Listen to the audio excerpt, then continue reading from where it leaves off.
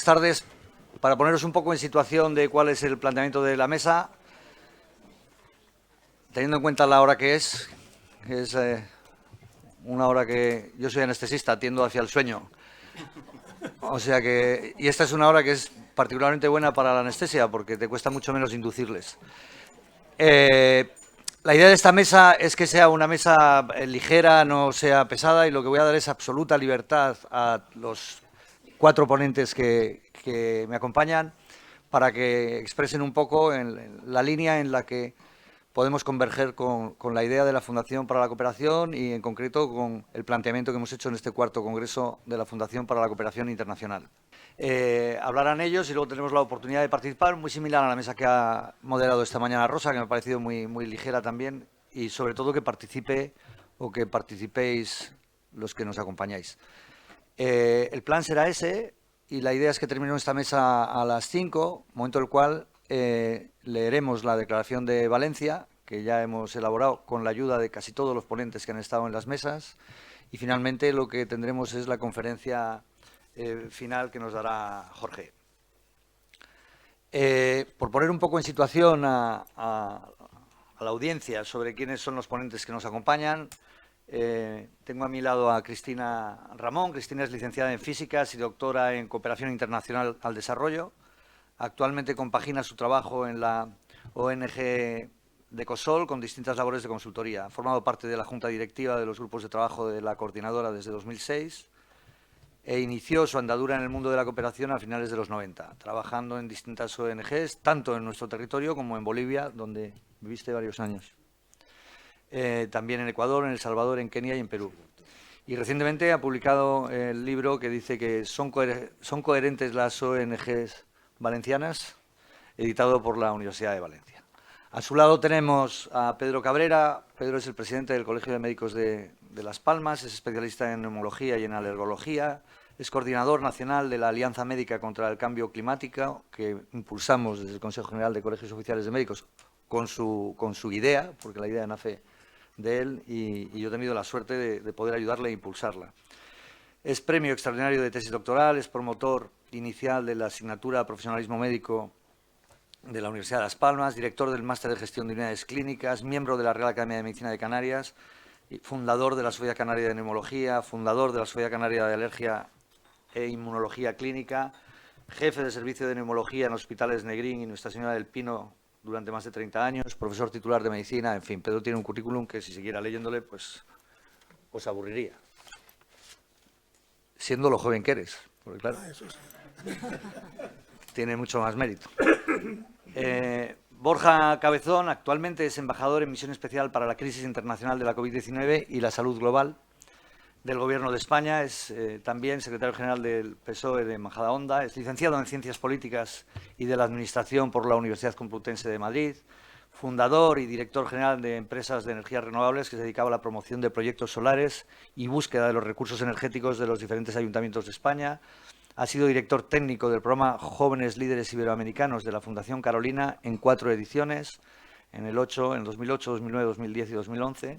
Es un programa impulsado por esa Fundación Carolina, por el Banco de Santander, la Fundación Rafael del Pino y la Fundación Portuguesa Calouste Gulbenkian, que selecciona a los mejores expedientes de cada país de Iberoamérica para hacer una inmersión política, cultural y económica durante 3 semanas en España y en Bruselas.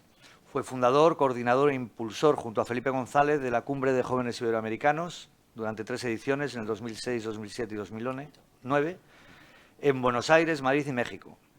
Y bueno, ha apoyado a diferentes empresas, administraciones de diferentes países. Bueno, si sigo leyendo, Borja también tiene un... Y tú sí que eres un poco más joven que Pedro. Muchísimas gracias, Borja. Te agradezco de verdad tu presencia aquí, lo mismo que se lo agradezco a Cristina y lo mismo que se lo agradezco a Óscar, que ahora leeré su currículum. Precisamente la idea desde la Fundación para la Cooperación y desde la OMC es generar vínculos con las instituciones y que nos expliquéis qué es lo que hacéis, nosotros explicaremos lo que hacemos y ver de qué manera podemos contribuir todos y, como digo, identificar conflictos y generar soluciones, ¿no?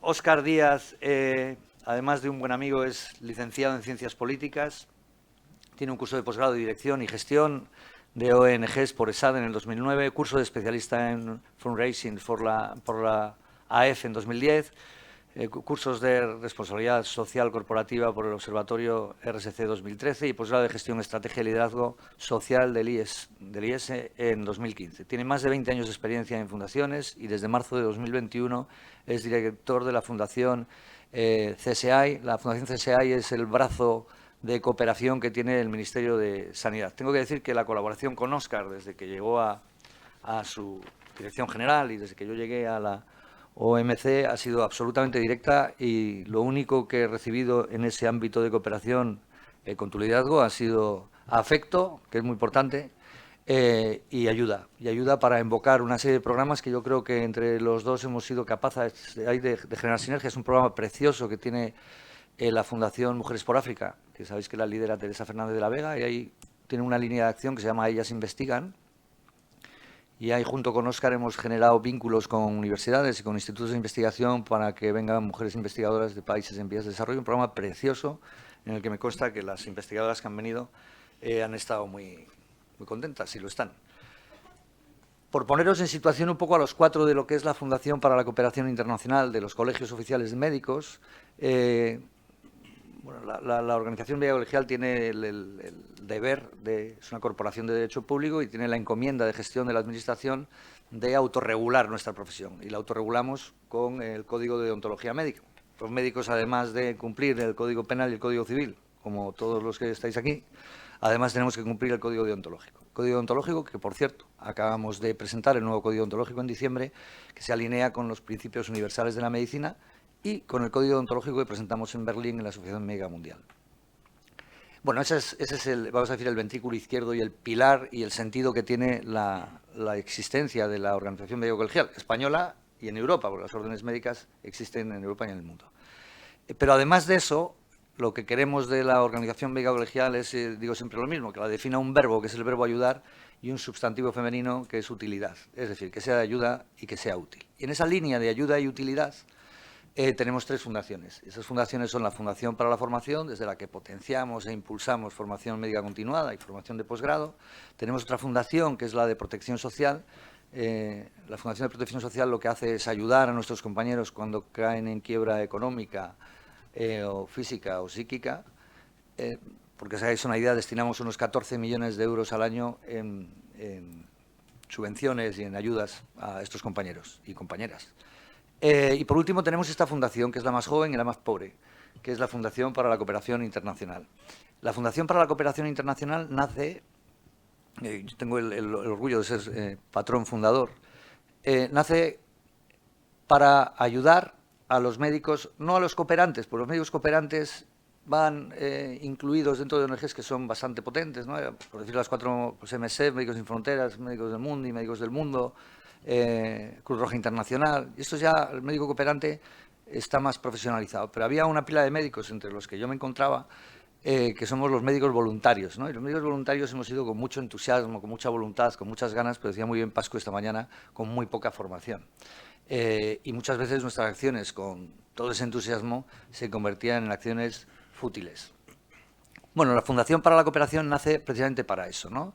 Y decíamos, tenemos ya 33, decía esta mañana Pascu, responsables de cooperación, uno en cada uno de esos 33 colegios provinciales de médicos, que se encargan de coordinar, de aunar y de recibir la información que esos médicos voluntarios que van a terreno desarrollan. Pero no solo los médicos voluntarios, sino también en conexión con los cooperantes. No nace la Fundación para la Cooperación con la idea de hacer proyectos en terreno, no.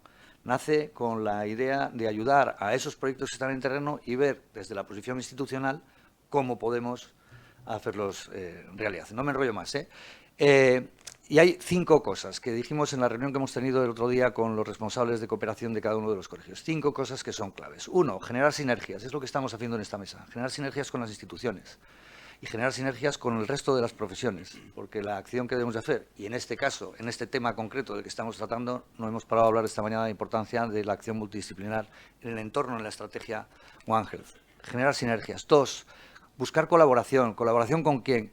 Colaboración con las administraciones. Una vez más estáis aquí. Pero sobre todo queremos colaboración para que los más jóvenes emprendan ese camino que otros empezamos ya hace muchos años, ¿no? Y ahí tenemos 2 direcciones, 2 líneas de acción. Uno es con las universidades, para que los chavales tengan la oportunidad durante el grado de acompañarnos a misiones en terreno y generar ayudar a que florezca un poco ese espíritu de servicio a los demás, que es uno de los valores de la profesión médica, y luego 2, las unidades docentes de los hospitales para que los residentes en su formación médica especializada puedan venir a terreno a formarse. 2, colaboración. 3, impulsar formación y protección. Formación para que los chavales cuando vayan al terreno, los medios cooperantes o voluntarios que salgan al terreno estén relativamente profesionalizados, y protección, y eso es una de las cosas que hemos hecho. ¿Y protección en qué sentido? Pues en el sentido, primero, de identificar y habilitar al médico que sale a terreno como médico, porque antes íbamos y ni convalidamos el título, ni le homologamos, ni nada, íbamos allí con toda la voluntad, pero los países, aunque estén en vías de desarrollo, ya tienen leyes, y teóricamente debemos estar obligados a homologar y a convalidar el título. Bueno, esto por un acuerdo de OMS producimos lo que llamamos el certificado de idoneidad, que es el que identifica y habilita al médico cuando está en terreno. Pero no solo eso, gestionamos de manera gratuita un seguro de responsabilidad civil profesional, por si hubiera un incidente crítico en terreno. No solo eso, sino que proporcionamos también un seguro de viaje, un seguro de accidentes, un seguro de retorno. Bueno, esto sería un poco lo que llamamos el pack del médico voluntario, ¿no?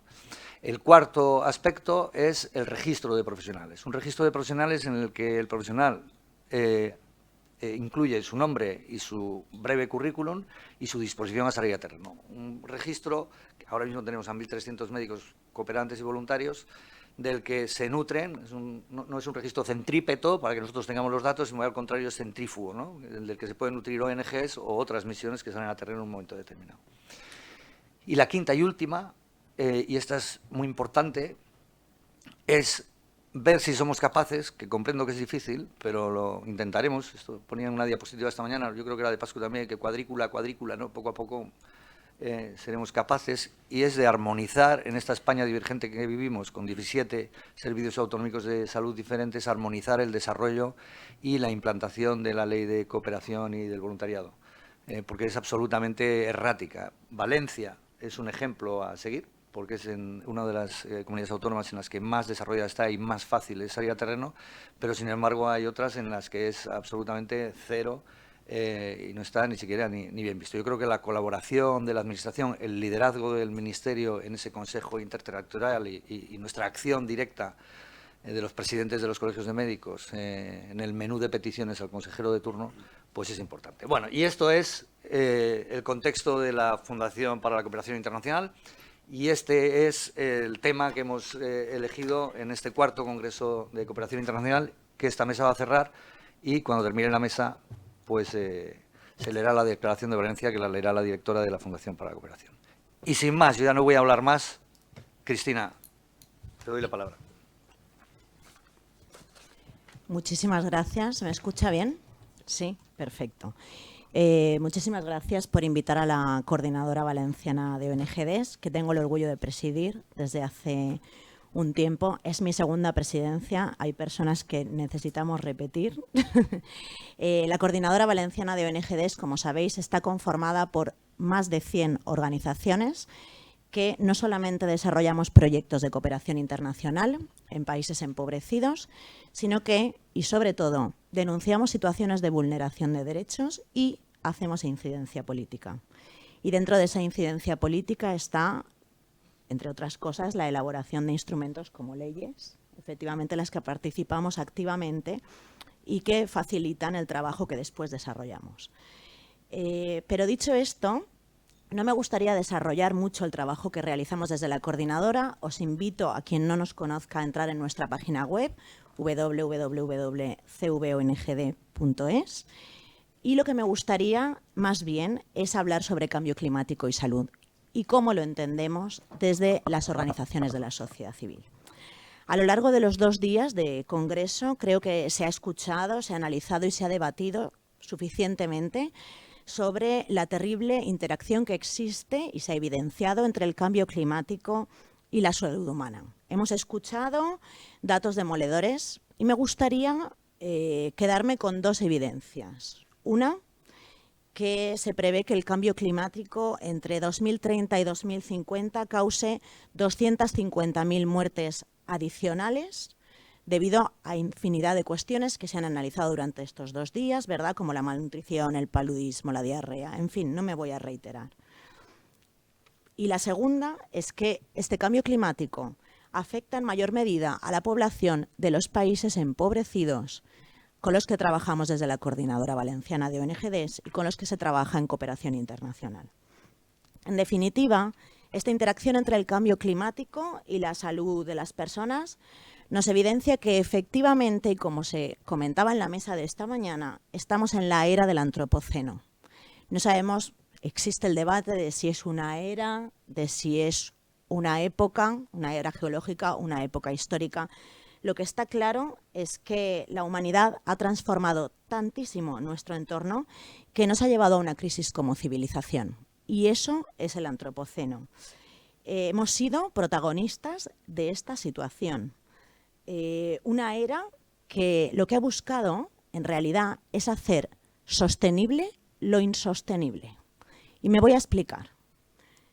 Intentamos hacer sostenible un modelo de desarrollo que no lo es, y esta mañana también se apuntaba al decrecimiento, y lo hemos llamado desarrollo sostenible.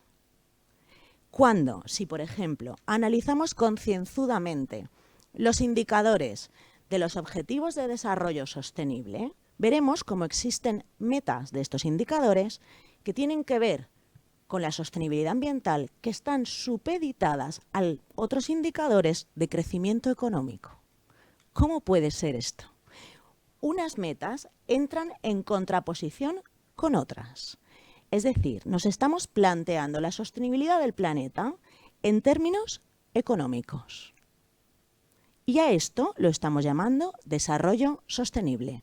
Os invito a leer al profesor Carlos Gómez Gil, de la Universidad de Alicante, que tiene estudios bien interesantes sobre esta temática.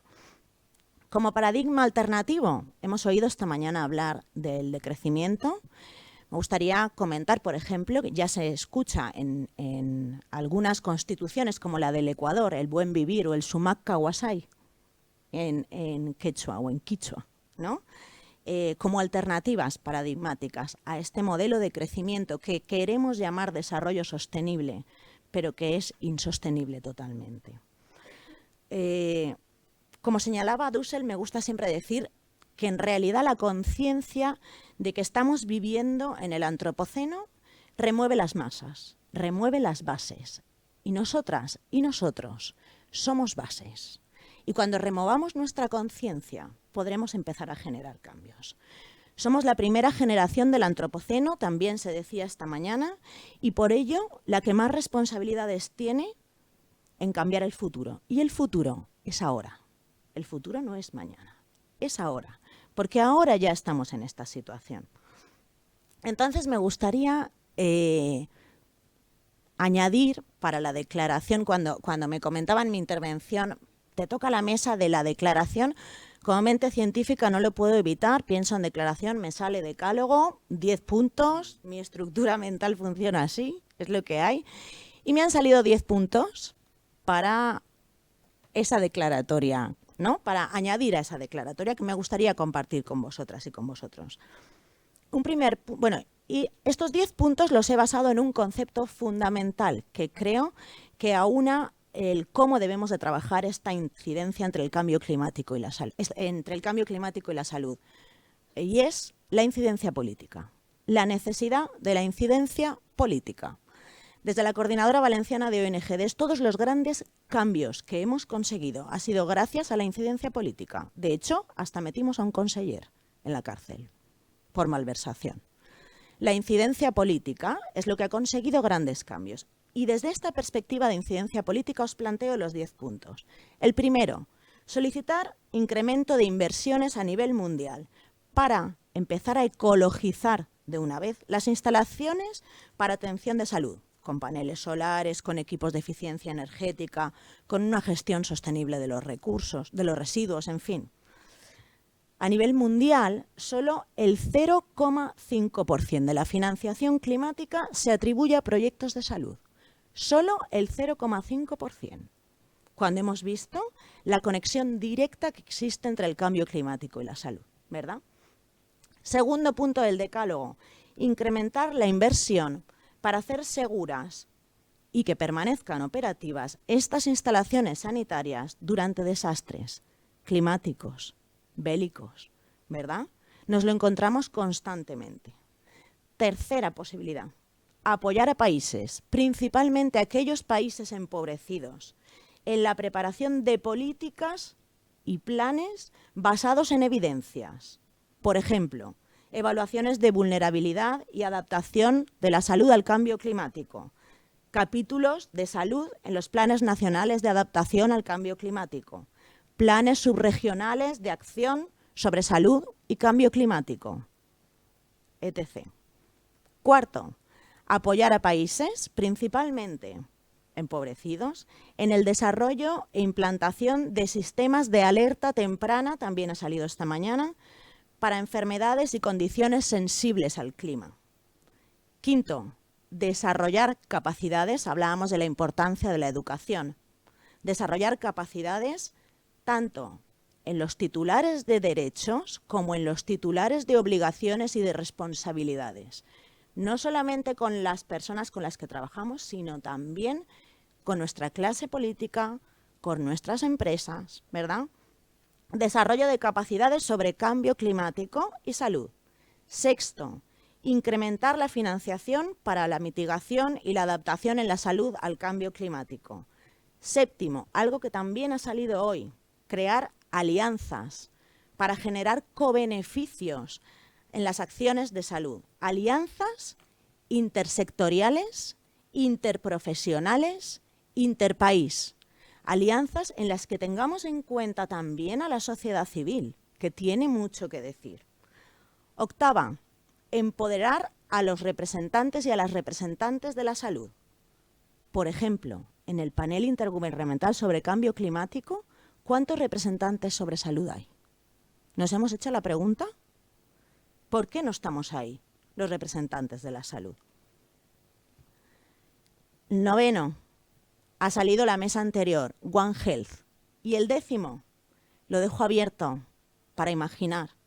Lo dejo abierto y recogiendo las palabras de mesas de esta mañana, para que seamos héroes y heroínas de la prevención, para que con nuestros actos cotidianos de consumo y con nuestras salidas a la calle, con esa proactividad, consigamos cambios que generen de verdad una situación sanitaria distinta.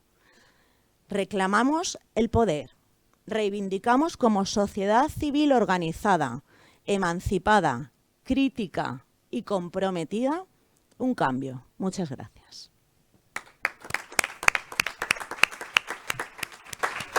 Oye, muchas gracias por tu exposición, Cristina, y sobre todo por tu decálogo, porque vamos a tener 30 puntos. Pues son el decálogo que hemos elaborado con las mesas, el decálogo que ha salido esta mañana en la mesa de Rosa y ahora el decálogo tuyo que te le pido porque vamos a publicar los tres. En vez de un decálogo con 10 puntos, que a mí también me pasa lo mismo, vamos a hacer uno con 30, oye. Muchísimas gracias por tu intervención, Cristina. Y efectivamente, como bien dices, la incidencia política es absolutamente clave. Pedro, tienes la palabra.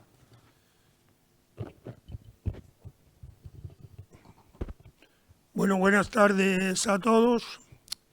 En primer lugar, agradecer la invitación y sobre todo felicitar a la Fundación para la Cooperación Internacional del Consejo General de Colegios Oficiales de Médicos y especialmente en la persona de su directora técnica, Sonia Agudo, que se ha currado ella esto casi al 100% y ha cosechado un éxito francamente evidente.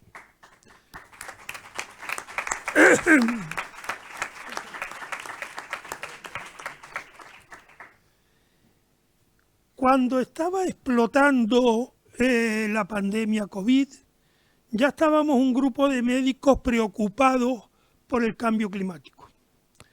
Luego vino el confinamiento, luego vinieron las mascarillas y lo que sí decidimos fue que la COVID no iba a parar nuestro empeño en sacar para adelante un posicionamiento global de los médicos españoles en cambio climático. Ante la crisis climática, evidentemente hay respuestas individuales que tenemos que asumir todos y hay respuestas por colectivos. Y lo que hemos querido es aunar y hacer una respuesta colectiva del mundo médico español que sea lo más compacta posible. Y sobre todo hemos valorado el papel del médico en la difusión de lo que es el cambio climático. Realmente en España se dan más de 1 millón de consejos médicos diarios. Hay estudios que avalan que el consejo médico es el consejo más seguido por la población ya a nivel internacional. Por lo tanto, los médicos formamos parte de una red capilar que se extiende por todo el país, que llega a todos los rincones y que tiene bastante credibilidad.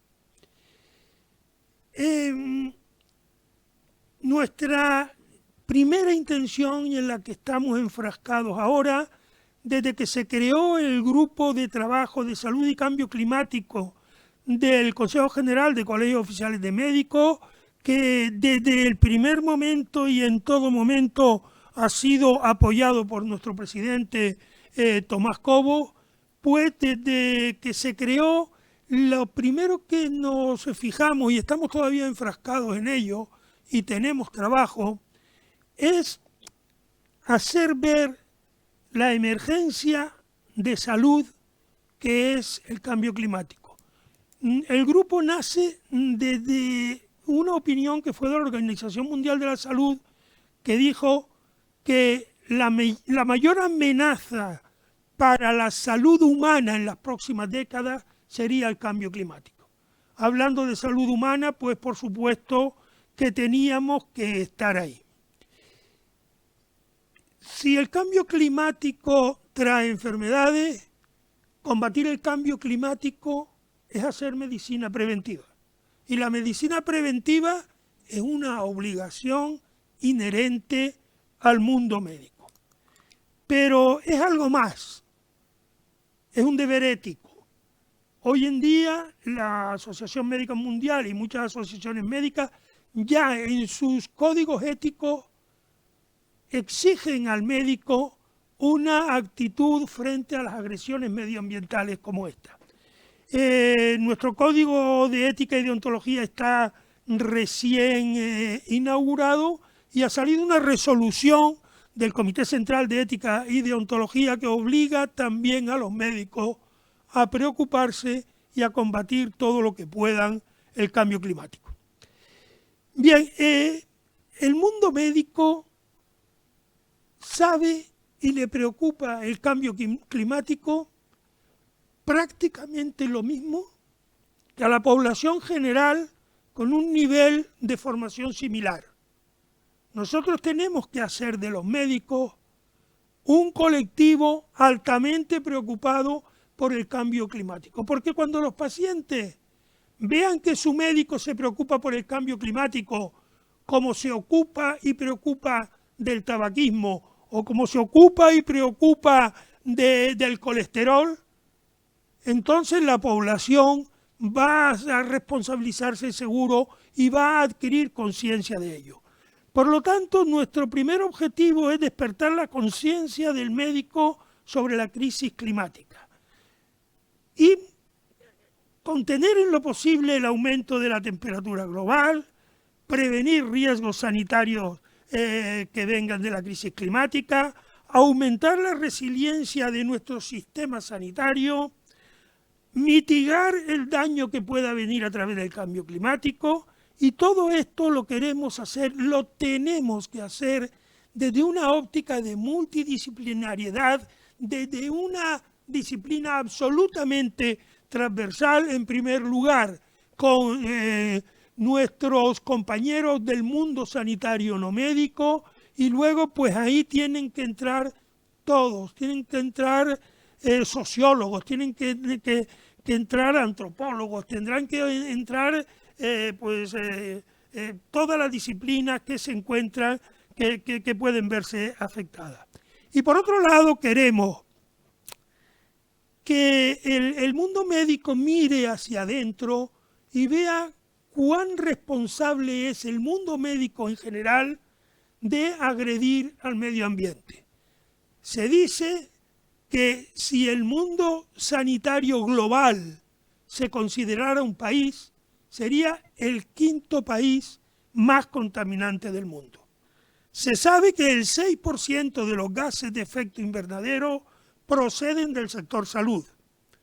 Se sabe que una cama hospitalaria a día de hoy libera 20 toneladas de CO2 en un año. Bien, sabemos muy bien dónde están esos gases de efecto invernadero. Entre el alcance 1 y 2, que dicho de otra forma es lo que genera desde dentro de tu propia institución, supone el 17% de los gases de efecto invernadero liberados por el sector sanitario. Y el 83% es todo aquel alcance 3, todo el mundo que gira alrededor de los centros sanitarios. Bien, no quisimos desde el principio, desde el Grupo de Trabajo de Salud y Cambio Climático del Consejo General de Colegios de Médicos, no quisimos que fuéramos solo la red colegial, que ya hay bastante. La red colegial alcanza a los 270.000 médicos que ejercen la profesión en España. No queríamos que solo fuera por el camino de la organización colegial. Las sociedades científicas por especialidades mantienen un peso muy importante y teníamos que aglutinarlas también en torno a este grupo de trabajo de salud y cambio climático. Y de ahí nació lo que se llama la Alianza Médica contra el Cambio Climático. A día de hoy hay más de una decena de sociedades científicas que ya están dentro de esta alianza, sociedades hospitalarias muy potentes como la Sociedad Española de Cardiología o la de Neumología, la Sociedad Española de Medicina Interna, sociedades del ámbito de la atención primaria como la Sociedad de Medicina Familiar y Comunitaria, y tenemos asociaciones de gestores de la salud y cada día, si no cada día, con bastante frecuencia se van sumando sociedades. En definitiva, hemos creado una plataforma para dar esa respuesta común al problema de salud y cambio climático. De esta unión ha surgido un documento que es la posición de la Alianza Médica contra el Cambio Climático, que está accesible para todos. Yo no le voy a dar un nombre de web, solo le digo que en Google las 6 primeras acepciones que encontrarán responden a escribir en el buscador Alianza Médica contra el Cambio Climático. Ahí encontrarán el documento, ahí encontrarán las actividades. Nosotros tenemos ahora poco más de un año de vida. Ya se han hecho 6 cursos de formación acreditada en cambio climático de la mano de la Fundación de Formación del Consejo General de Colegios de Médicos y hemos dado y impartido charlas en muchos colegios de médicos, en asociaciones de diferente tipo y aquí estamos dispuestos a trabajar con todos por esta amenaza que ya tenemos encima. Muchas gracias por su atención. Muchas gracias. Digo el muchas gracias un poco más alto para despertar a alguno que ya dije yo como necesita que estar una hora mala. Doy la palabra a Óscar y dejo al embajador que cierre.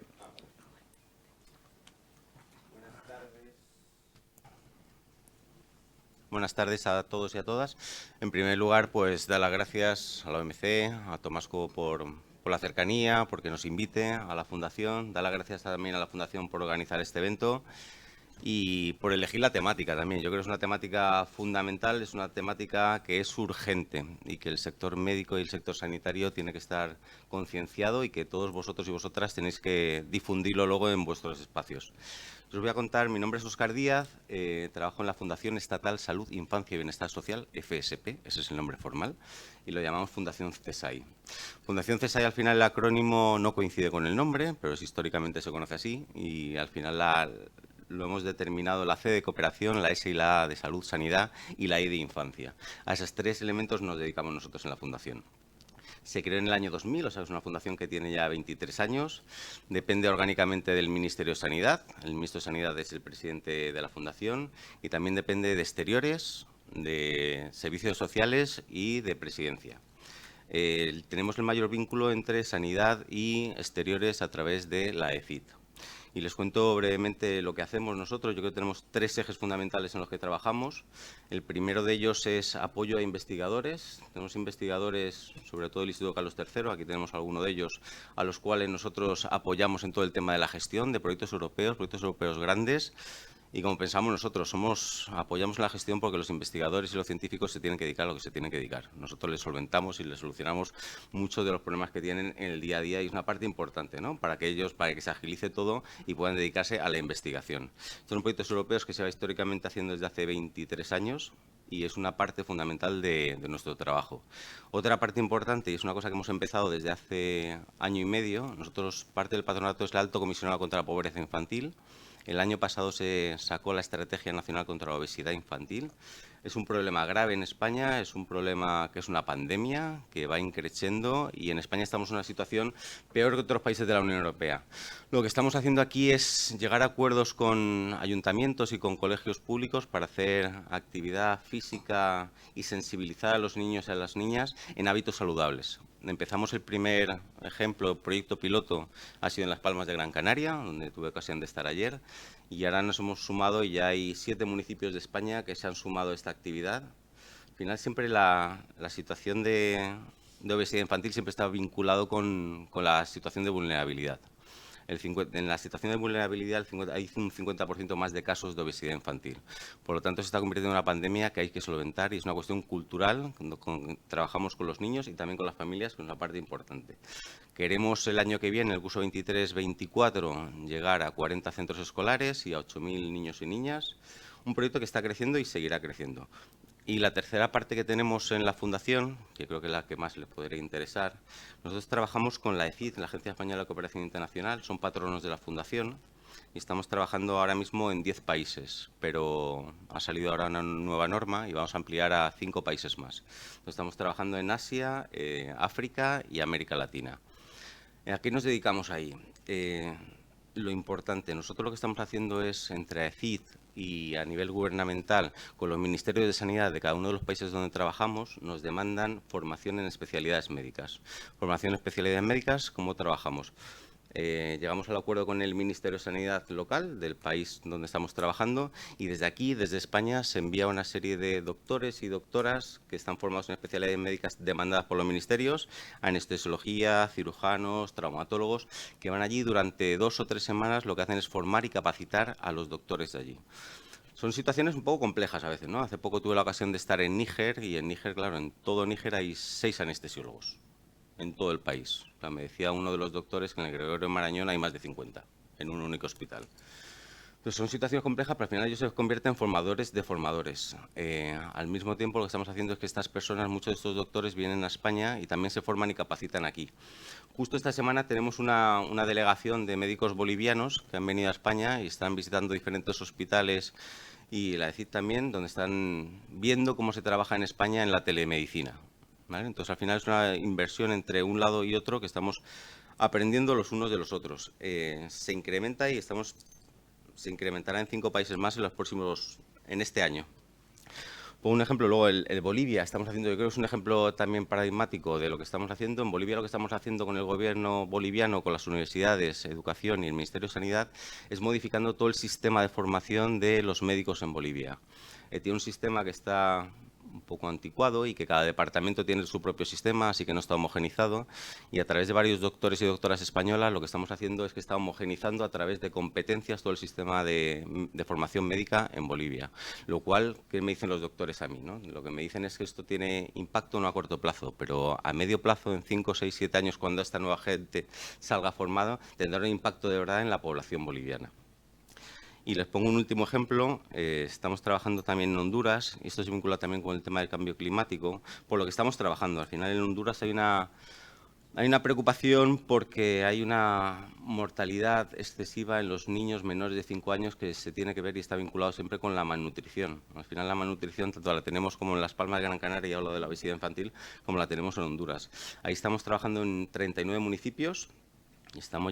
Trabajamos con niños menores de 5 años y con las mamás y mujeres embarazadas, que la idea es llegar a 48.000 personas, es con cooperación delegada de la Unión Europea, y lo que hacemos ahí es trabajar en todos los niveles de la administración y con empresas privadas. Llegamos a acuerdos con los municipios, se involucran los municipios, se involucra el Ministerio de Sanidad, y al final lo que hace es tener impacto directamente en los colegios y en los niños con los que trabajamos.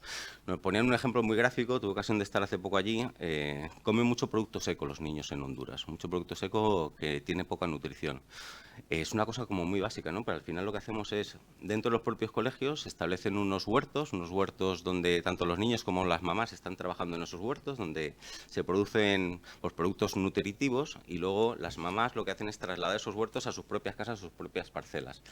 Y el ejemplo que nos ponía una mamá, que era muy gráfico, a mí me encantó, la Coca-Cola llega a todos los sitios, a Honduras también. Entonces, esa mamá lo que hacía a sus hijos y a sus hijas, pues todos los días les daba su Coca-Cola. Nutrición cero. Pues con este proyecto lo estamos consiguiendo. Al final es que esta mamá lo que nos decía es que lo que está haciendo con los niños y las niñas, desde ese momento que tiene su huerto en su casa, donde está cultivando, le está haciendo a los niños todas las tardes un jugo, que dicen ellos, de pepino con limón, lo cual es mucho más nutritivo, y al final lo que se está estableciendo es que son unos índices, se van modificando los índices de malnutrición, y para eso estamos haciendo las estadísticas y el seguimiento del proyecto. Y a partir de ahí luego continuamos trabajando y hablando de otras cosas. Muchas gracias. Muchas gracias. Muchas gracias, Óscar. Y tiene la palabra el embajador, Borja. Hola, ¿qué tal? Buenas tardes.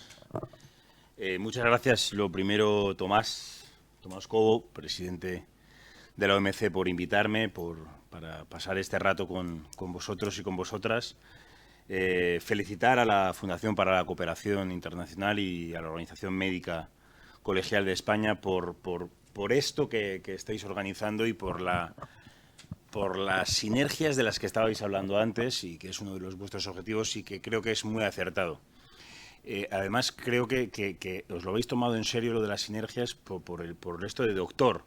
Yo no soy doctor, soy político y politólogo, pero veo que ahí estáis ya trabajando las sinergias entre la política y el mundo de la medicina, con lo cual agradezco. Y no, hablando en serio, creo que sí que, por supuesto, son muy importantes las sinergias entre el mundo político, el mundo científico, el mundo médico, el mundo un poco que vaya generando un dibujo sobre qué está pasando en esto de la salud global y qué impacto tiene el cambio climático en la misma. Muy acertado el tema, mayor desafío del siglo XXI, claramente. El impacto de la salud, del cambio climático con respecto a la salud es fundamental. Se ha llenado aquí de datos en esta propia conversación, en esta propia mesa, seguramente en las mesas anteriores exactamente igual. Hay muchos datos. Yo el otro día venía de Ginebra, de hablar con una serie de científicos y de organizaciones, y hubo un británico que, como buen británico anglosajón, me explicaba un poco esto del cambio climático y el impacto en la salud de una manera muy pedagógica, muy práctica, como son ellos. Y él me explicaba esto de la longitud del césped, ¿no? Y entonces me decía, mira, Borja, imagina que los virus están abajo del todo y hay un césped de 25 centímetros, y los virus, para llegar arriba del todo, es decir, cuando llegan al ser humano, tienen que haber recorrido 25 centímetros, ¿no? Me decía un poco en este plan poco gráfico. El problema es que hoy en día ese césped ya no mide 25 centímetros, mide 7, 8, y por tanto el virus tiene mucha menor recorrido para llegar al ser humano. Al haber recorrido menos distancia, llega más fuerte al ser humano. Y en tercer lugar, el ser humano tiene menos tiempo para protegerse o para reaccionar. Me pareció un ejemplo bastante interesante desde el punto de vista gráfico, desde el punto de vista de entender qué es lo que está pasando con el cambio climático y cuáles son los efectos más prominentes. No entiende de fronteras el cambio climático, afecta siempre a los más vulnerables. Y, por tanto, creo que también muy acertado que la cooperación internacional, y en ese sentido, uno de los ejes de la Fundación, por supuesto, creo que adquiere un nivel de relevancia mayor, pero ya no incluso por solidaridad, que por supuesto, ya no incluso por virtud, que por supuesto, sino por necesidad. Entonces, muchas veces lo hablamos, que llega un momento donde hay que buscar la estrategia para luchar contra el cambio climático, para cooperar con otros países, para cooperar con el sur, no solo por la virtud de la solidaridad, sino también por la cuestión de la vulnerabilidad que tenemos en el norte, como hemos visto en la pandemia, cuando llega un virus como el COVID-19. Por lo tanto, no entiende fronteras, es una situación de cooperación, por supuesto, pero también de vulnerabilidad del norte y, por tanto, tenemos que estar trabajando y generando acciones que luego sí que me gustaría detallar de manera muy breve. Influye en los determinantes sociales y ambientales de salud, el aire, el agua potable, los alimentos, la vivienda segura. Y como antes hablaban, la OMS da una serie de datos. Hablaban de 250.000 muertes al año entre 2030 y 2050 por causas, como habéis hablado aquí, del calor, de diarrea, del paludismo. Por cierto, 5.876 muertes en España por el tema del calor anuales. Anuales. Paludismo, desnutrición. No sé si habéis hablado aquí en las diferentes mesas de dos cuestiones también muy fundamentales. Una de ellas muy de moda, por desgracia, estos días, que yo creo, aparte, que no acaba de llover como tenía que llover, que es la sequía. Un impacto que vamos a vivir en muchísimos aspectos, y estamos viviendo ya muchísimos aspectos, en muchos movimientos migratorios que también afectan, como no podía ser de otra manera, al impacto de la salud. Y, en segundo lugar, el estrés hídrico, el estrés por el impacto ambiental y por tanto el impacto de la salud de la que estamos hablando, y por tanto la epidemia, que yo llamo, no pandemia, pero la epidemia que ya vivimos en Occidente y, por supuesto, en el sur del estrés. La OMS también hablaba de los 7 millones de muertos por contaminación. Tenía aquí apuntado 7 millones de muertos por contaminación al año, por no tener un aire limpio, porque 9 de cada 10 regiones en el mundo tienen aire contaminado.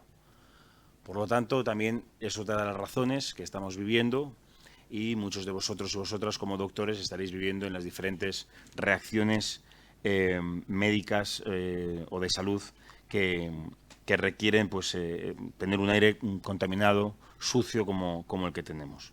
El sector salud, Pedro lo comentaba antes, ¿no? Dabas unos datos también que yo tenía aquí apuntados, los de la huella climática del sector de salud. Hablabas del porcentaje de emisiones globales, hablabas de que si fuéramos un país, el sector de salud seríamos el quinto país, estaríamos ya no en el G7, sino en el G5, un poco de los países que más contaminan, con lo cual yo creo que es un elemento también bastante relevante a tener en cuenta de cara a las futuras políticas que queramos un poco llevar a cabo en términos de salud. Y luego también tiene un ejemplo también bastante gráfico que equivale el sector salud, el impacto ambiental del sector salud, a 514 centrales eléctricas de carbón. 514 centrales eléctricas de carbón. Cosa para tener en cuenta. Acciones. Bueno, pues perfecto, este es el diagnóstico, es el análisis. Pues, por supuesto, hay muchísimo más análisis, más profundo, más largo. Tampoco me quiero detener.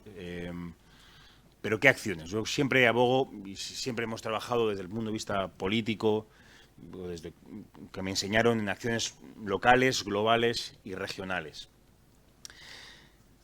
Me apuntaba antes, cuando quería preparar la conversación de hoy, 4 elementos fundamentales a la hora de activar esas acciones. Una es renovar el modelo industrial. Creo que también se ha hablado aquí, el modelo no es sostenible, claramente no es sostenible, y hay que buscar una renovación del modelo industrial, apostar, como se está apostando decididamente, por lo menos en la Unión Europea, yo creo que a lo largo y ancho del mundo, aunque es verdad que hay países, grandes países, en número de gente, en demografía, que no están apostando de esta manera, pero en las energías limpias, en la proliferación de los proyectos de energías limpias, las energías renovables. Y había 2 elementos, uno de ellos lo hemos hablado en la comida, que yo creo que van muy de la mano, ¿no? Uno es la pedagogía, sobre esta cuestión y sobre estas cuestiones que son tan importantes y tan relevantes para la conformación de la sociedad que componemos todos. Y el cuarto elemento, que es la lucha contra la desinformación.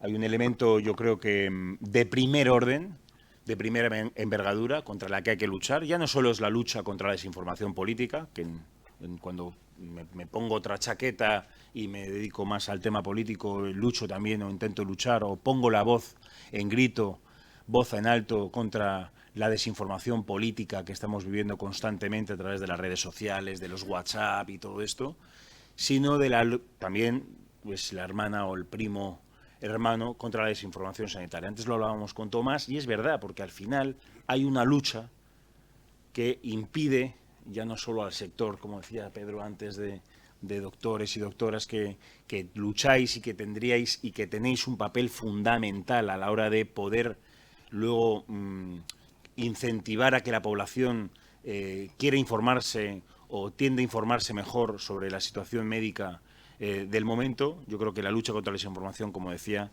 es fundamental. Por lo tanto, renovar el modelo industrial, apostar por las energías limpias decididamente, generar pedagogía y luchar contra la desinformación sanitaria.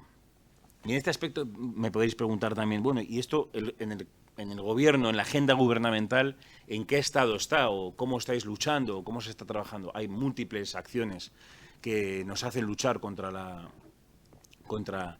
el cambio climático a diferentes niveles, industrial, tenemos el propio Ministerio de Transición Ecológica, pero en el mundo de la salud sí que me quería detener en 3 elementos o en 3 ejemplos que me gustaría contaros desde el área en el que estoy yo como embajador de España en salud global. Como os decía, es una embajada un poco... sabéis que las embajadas tienes embajadas territoriales y embajadas temáticas, ¿no? Territoriales en los países y temáticas son aquellas causas que el gobierno quiere poner de relieve, aquellas temáticas que quiere poner de relieve por su importancia como modelo o como proyecto político. En este caso, en este gobierno, desde el año 21, finales del 21, se decidió que la salud global y la lucha contra el COVID-19 era uno de los elementos y causas fundamentales en nuestra acción de gobierno. ¿Y qué hemos estado haciendo o qué estoy haciendo a lo largo y ancho del territorio internacional en los últimos meses? Quiero hablaros de 3 ejemplos bastante concretos donde quiero que veáis cómo al final todo redunda de alguna u otra manera en una lucha contra el cambio climático y, por tanto, en un fortalecimiento de la salud global y la gobernanza de la misma.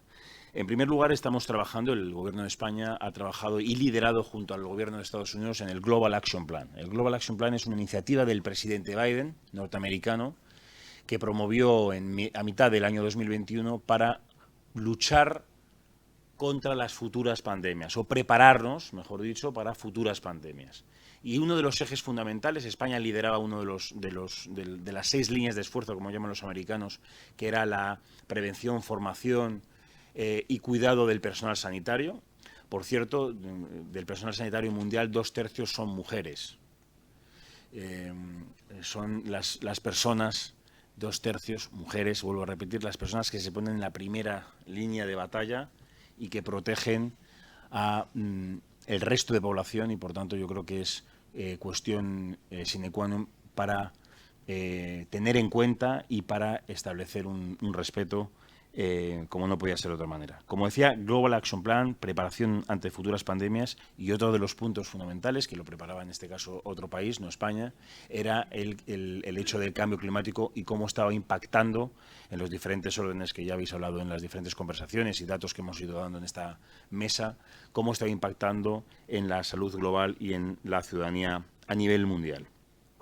El segundo punto donde también la preparación contra futuras pandemias y el impacto del cambio climático en la salud es la estrategia que estamos trabajando, la estrategia de salud global española, donde tiene múltiples objetivos, pero uno de ellos está clara y exclusivamente enfocado en One Health Y, en segundo lugar, en el posicionamiento de España, en la ocupación del espacio de poder que tiene España. Esto es una vinculación más política, pero me gusta, y lo quiero reiterar, en esa vinculación que Tomás antes hablaba de las sinergias que hay que buscar siempre entre la política o la incidencia política de la que estabas hablando antes y las cuestiones más sanitarias o más bajadas al terreno de la medicina.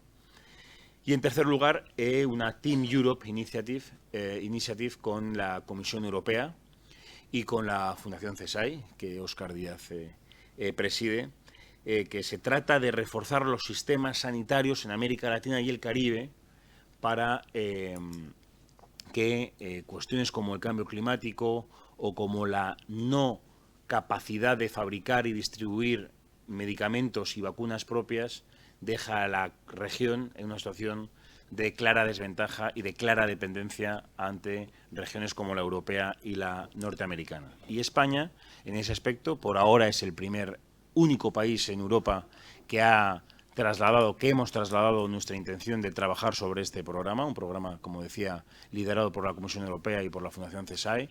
Y España, desde la embajada que tengo el honor de representar, vamos a impulsar y liderar este proceso en la región latinoamericana y caribeña. Y poco más, no me quiero enrollar mucho más. Sí que buscando las sinergias de las que estábamos hablando, de las incidencias políticas, de la incidencia de la medicina, de la incidencia científica, de la incidencia de los médicos, deciros que hay una cuestión fundamental y tiene la acepción de la palabra, tiene la doble acepción de la misma palabra. Nos quedamos sin tiempo y por tanto hay que reaccionar.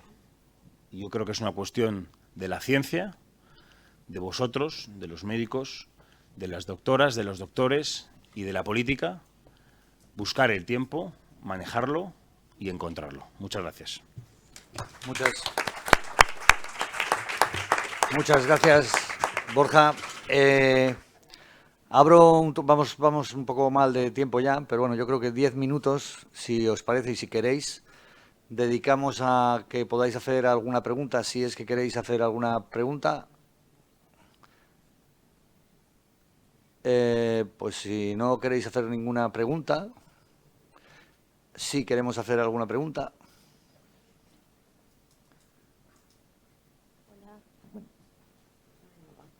Hola, ¿se escucha? Sí. Simplemente una duda. Escuché al respecto de que estaban haciendo, creo que desde la Fundación CESAI, sobre un proyecto en Honduras para la parte de la malnutrición infantil.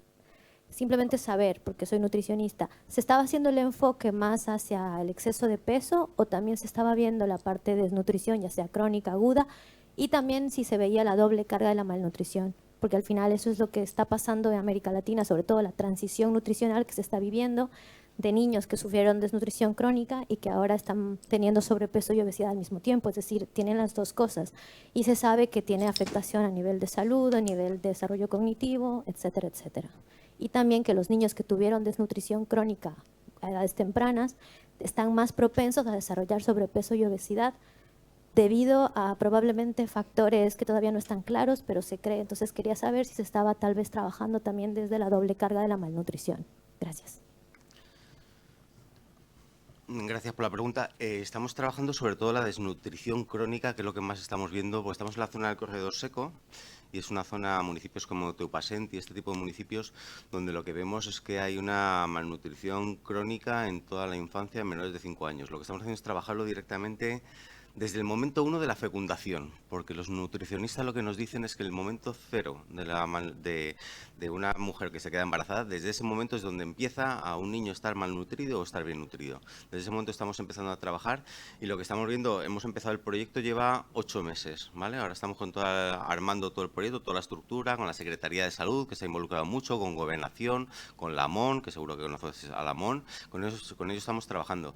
Y las estadísticas que nos está dando es que el problema es de desnutrición crónica en la mayoría de los casos, que probablemente a partir de los 5 años pueda ser lo que dices, ¿no? Que se mencione con obesidad infantil. Pero estamos trabajando con una población de 0 a 5 años y con las mamás embarazadas o con posibilidades de estar embarazadas. Hola, ¿se escucha? Pascu. Hola, me encanta esa pregunta de desnutrición crónica, desnutrición aguda, porque muchísima gente sale a terreno y como no es una patología que ocurre aquí en España en los números que ocurren en esos contextos, pues la desconocemos, ¿no?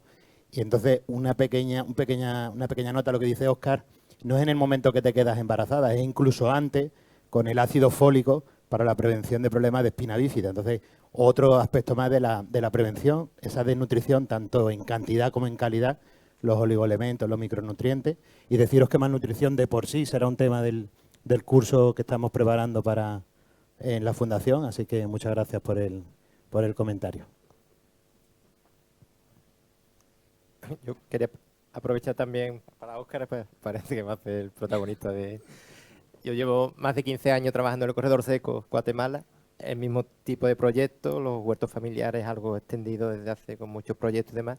No sé si el programa es directamente del gobierno español con el gobierno de Honduras o es a través de organizaciones o de qué manera está gestionado. Esto es un proyecto de cooperación delegada de la Unión Europea. La Unión Europea está poniendo mucho dinero ahora en Honduras. Por cierto, el año que viene, este año empezamos en Guatemala también a trabajar, que es una novedad.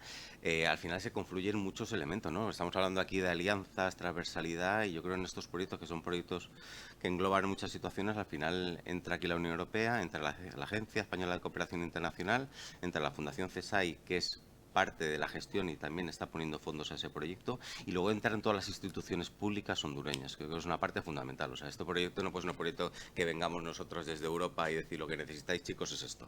No, es un proyecto que directamente lo han identificado ellos, se identifica desde el gobierno de Honduras. Entonces estamos trabajando allí con la Secretaría de Salud y estamos trabajando con el Ministerio de Gobernación a través de la MON, ¿no? Que es como la gran asociación que engloba a todos los municipios. Mira, esto tiene que ser una cuestión municipal, porque al final el trabajo hay que hacerlo en los municipios, y para ello lo que hemos hecho es crear un equipo en Honduras. Tenemos un coordinador que es el que coordina todo el proyecto, que es un coordinador personal expatriado español, y luego lo que hemos hecho es contratar a 5 personas que están moviéndose en los 39 municipios que os mencionaba, y de las 5 personas, 3 de ellas son nutricionistas. Entonces están en contacto directo con el Ministerio de Salud y con los ayuntamientos o municipios. Gracias.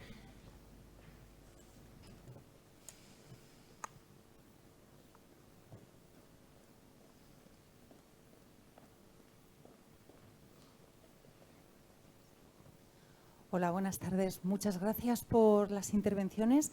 Al hilo de lo que comentaba Óscar del trabajo con la Fundación, que es bien interesante toda esa formación que se está haciendo, que es algo que va a quedar en esos países donde hay muy pocos profesionales. Mencionaba el dato de Nigeria, de Níger, con esos 9. Pero, y mi pregunta iba dirigida a eso, sí, entendiendo que no se puede reforzar todo, siempre hay unas prioridades, pero especialmente África sí que es uno de los países, no todos los países de África, pero sí hay zonas en África. Podemos hablar de República Centroafricana, podemos hablar de Sudán del Sur, tal vez Oriente Próximo está bastante mejor en términos de capacidad. Si hablamos de Siria, incluso de Yemen, de capacidad de profesionales sanitarios, pero hay países que es un verdadero erial.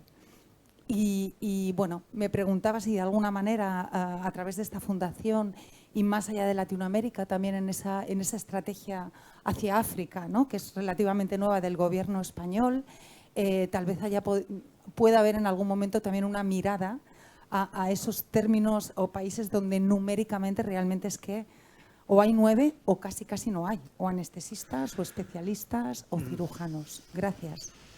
Pues gracias por la pregunta. Nosotros trabajamos directamente con la ECID. Entonces, la ECID lo que tiene es un listado de países prioritarios, por motivos varios. En África estamos trabajando en Níger, Mali, Mozambique, Mauritania, Etiopía. Vamos a empezar en otros países que estamos ahora elaborando la lista. No podemos llegar a los 54 países que hay en África, ¿no? Porque al final no tenemos capacidades. Nos tenemos que centrar en algunos países que históricamente la cooperación española lleva trabajando en esos países bastantes años. Entonces, yo creo que al final no podemos llegar a todos, hay que centrar el esfuerzo en algunos países donde con el trabajo que estamos haciendo estamos viendo que hay impacto. Entonces, el trabajo nuestro en colaboración con la ECID, con el Ministerio de Sanidad, y también aquí mencionar las consejerías de Sanidad o Consejería de Salud de las comunidades autónomas que están colaborando también en este proyecto, nos tenemos que centrar en estos países. ¿Se puede ampliar a otros países? Bueno, siempre se puede hablar. Entonces, luego te doy mi tarjeta y hablamos, porque al final Nosotros nos financiamos principalmente con AECID y nos financiamos también con otras pequeñas subvenciones. Pero también la Fundación aporta fondos. Entonces, cuando hay proyectos que son de interés, que hay una serie de alianzas, que hay también una cobertura institucional, porque esta parte es fundamental, ¿no? En estos países se necesita la cobertura institucional y se necesita que el Ministerio de Sanidad de turno del país esté involucrado de verdad. Y para eso lo que tenemos siempre en todos los países, yo creo que es un elemento clave, es que tenemos un punto focal del Ministerio que trabaja coordinadamente con nosotros en todo lo que hacemos. Entonces, si conseguimos una persona focal en un ministerio que tenga la voluntad, podemos hablarlo, por supuesto. ¿Quiere decirte algo, Cristina, también a ese respecto? Aunque no me has preguntado directamente, pero me gustaría aprovechar tu intervención para poner en valor el papel de la sociedad civil en la cooperación internacional. Y vengo a decirlo porque evidentemente es importante el papel de la cooperación bilateral, Estado-Estado, pero me gustaría recordar que el 56% de la ayuda oficial al desarrollo española es cooperación descentralizada que hacemos desde las distintas comunidades autónomas y que el 90% de esta cooperación está gestionada a través de organizaciones no gubernamentales para el desarrollo, que somos las que estamos más cercanas a la sociedad civil organizada de los países con los que trabajamos y que somos las que de verdad estamos cerca de todos esos países a los que no se llega. Bueno, Yo un matiz sobre esto. A Cristina, yo vengo del tercer sector también. Yo trabajo toda la vida en cooperación internacional, en el sector más de sociedad civil. Ahora estoy viendo el otro lado, ¿no? Que es el lado como más institucional, más público.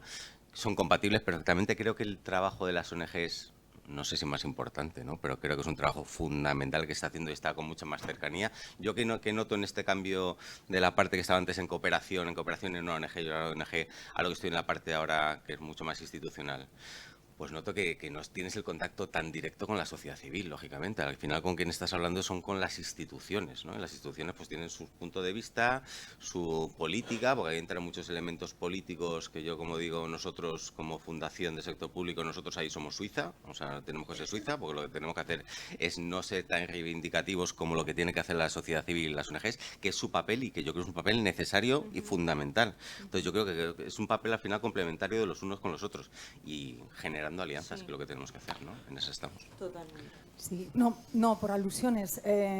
Yo trabajo en una organización no gubernamental, o sea que sí que conozco en profundidad precisamente que, bueno, pues que hay pero sí que es verdad que si somos muy prácticos, hablando en términos de voluntad política, de políticas públicas y de recursos, por eso he hecho la pregunta más dirigida a Óscar, ¿no, Cristina? Pero totalmente de acuerdo contigo. Bueno, que hay todo un grupo de organizaciones no gubernamentales que tratamos de estar a veces reemplazando lo que tenían que hacer las políticas públicas de los países donde estamos trabajando, ¿no? Y por eso ahí también quería tal vez poner algo más el foco en, bueno, pues en la parte institucional, que en la parte de sociedad civil, que hacemos todo lo que podemos, pero evidentemente no tenemos esa capacidad diplomática, institucional y política para empujar alternativas. Gracias. Venga, muchas gracias. Vamos a... Perdona, Cristina. No, solamente era una cuestión que efectivamente muchas veces se comenta que las ONGs en determinadas cuestiones sustituimos el papel del Estado con algunos proyectos, pero a mí siempre me gusta en este sentido recordar que las organizaciones no gubernamentales de desarrollo, una de nuestras patas principales es la incidencia política, y esto no lo hace el Estado.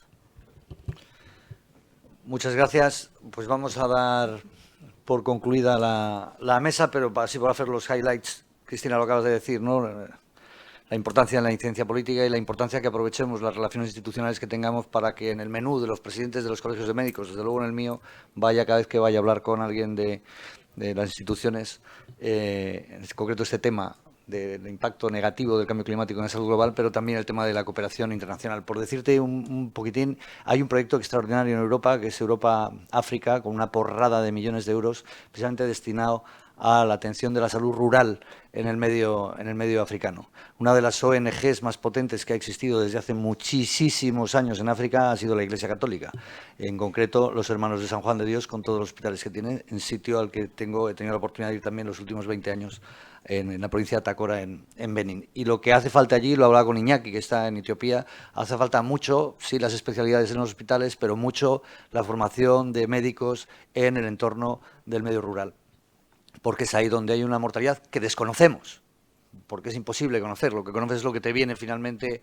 al hospital. Y hablo de Benín, que no es uno de esos países que tú has dicho en los que la situación es incluso peor, ¿no? En Congo y en Centroáfrica. En fin, decía Pedro, y lo enfatizo, ¿no?, el deber ético en combatir el cambio climático. De hecho, en el Código de Deontología Médica lo recogemos. Borja, hablabas de que creo que es clave, ¿no?, de la desinformación. Yo creo que la lucha por la desinformación que hay, en concreto con la salud global, es abrumadora. Es abrumador y hay gente hablando en grandes televisiones, en grandes medios, con una ignorancia supina. Coño, y lo dicen, y no pasa absolutamente nada. Yo creo que la lucha por esa desinformación tiene que nacer desde donde está y reside el conocimiento científico, dando lugar a estos entornos en los que con serenidad y con tranquilidad podemos debatir y podemos ver posiciones, pero hombre, en el año 23, siglo XXI, negar ya que el cambio climático está afectando al planeta es ridículo, dentro de los balances que podamos tener.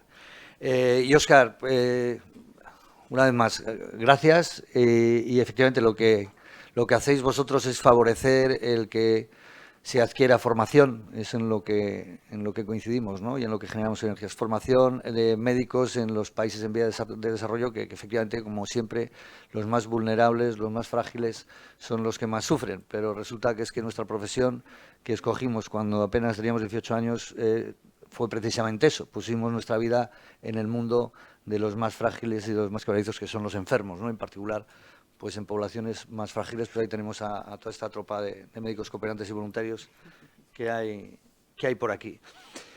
Decía esta mañana Fernando Valladares, habiendo dicho todo esto, que no tenemos que ser pesimistas y que tenemos que mirar un poco la vida pues de manera optimista. Yo soy un optimista patológico y a estos años ya que tengo, pues no me van a cambiar, ya no me merece la pena.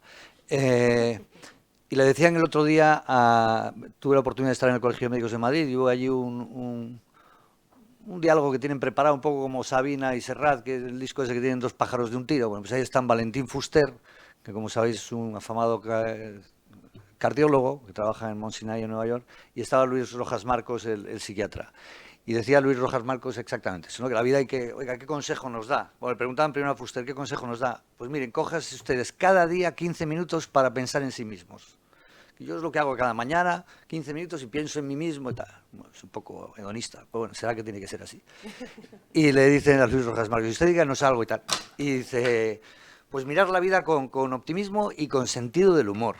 Porque el sentido del humor es muy bueno para quitar importancia a una serie de cosas. Y fijaros, mi madre tenía muchísimo sentido del humor. Y digo lo que dijo, y lo entrecomillo.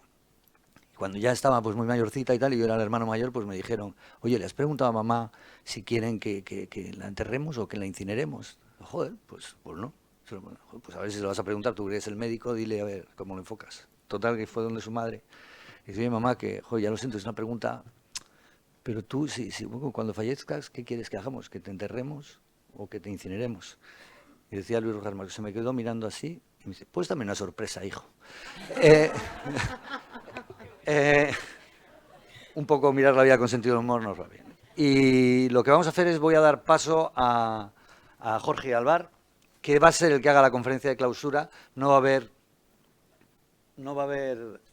más clausura institucional. Dirá ahora Sonia, leerá la declaración de Valencia. Y yo termino diciendo una frase muy bonita. Yo soy muy aficionado, soy un entusiasta de la vida de Madame Curie. Porque me parece una mujer absolutamente extraordinaria, cómo llegó a conseguir 2 premios Nobel, cómo consiguió que su hija tuviera un premio Nobel, y con una vida apasionante, una vida muy emocionalmente atormentada cuando enviudó y tal. Y ella vino por primera vez a España en abril de 1919 y dio una conferencia en el Teatro Real, que estaba abarrotado, y estaba allí Alfonso XIII, y terminó su conferencia, y es como quiero terminar yo esto, diciendo una cosa que a mí me parece muy bonita, ¿no? Dice, sin duda es necesario que creemos un mundo mejor, y para ello es necesario que mejore la sociedad. Y para que mejore la sociedad necesitamos que mejoren las personas. Así que está claro que lo que debemos hacer es mejorarnos a nosotros mismos cada día. Con eso termino, con eso os doy las gracias y con eso doy la palabra a Sonia para que lea la declaración de Valencia de este 4º Congreso de Cooperación Internacional de la Organización Médica Colegial, Cambio Climático y Salud Global.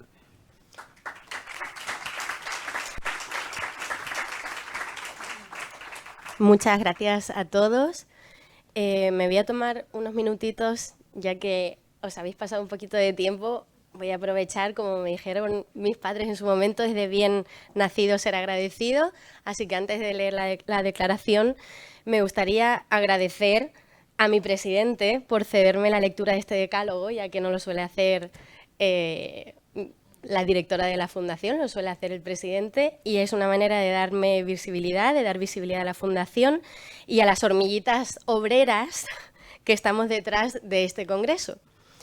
Que es un comité científico al que me gustaría dar las gracias en público. Tenemos a Pascu, que la habéis conocido todos. Tude, que es otro de los andaluces que deja huellas, ha hecho notar en todo el congreso.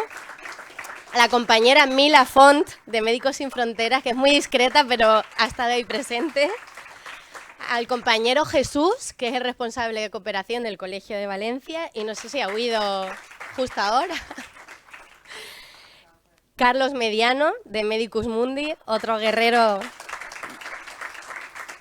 Diego Torrús, vicepresidente segundo del Colegio de Alicante y desde el principio una raíz fundamental de este congreso. Y bueno, los compañeros Gonzalo Pareja, que dio el taller ayer de Lego, y Rafa Sotoca, que ha moderado una de las mesas. Hemos estado desde antes de la pandemia y concretamente durante el último año, nos hemos peleado, hemos reído, hemos llorado, nos hemos quejado, hemos sacado adelante, creo que un congreso de altísimo nivel, y os lo agradezco muchísimo. También quiero agradecer a la gerente del Consejo General, que ha sido mi única compañera en la Fundación, a Teresa Echevarría, que también está escondida en el público, al equipo de comunicación, Álvaro y Miguel, y también a Rafa, el de comunicación del colegio. Me gustaría agradecer a José Manuel, que está ahí de pie observando todo en silencio y hace que todo esto funcione como si fuera fácil. Paula, Claudia, azafata, que yo también he estado ahí muchos años. Muchas gracias. Y bueno, al personal del colegio en general y a la presidenta del Colegio de Valencia, porque nos ha dejado precisamente tratar un tema que desde antes de la pandemia fue bastante cuestionado, como el cambio climático y salud global. Mercedes, desde el principio dijiste que sí, y te lo agradezco muchísimo. Y además es el congreso de cooperación que más presencia de mujeres ha tenido. Entonces, muchas gracias a todos.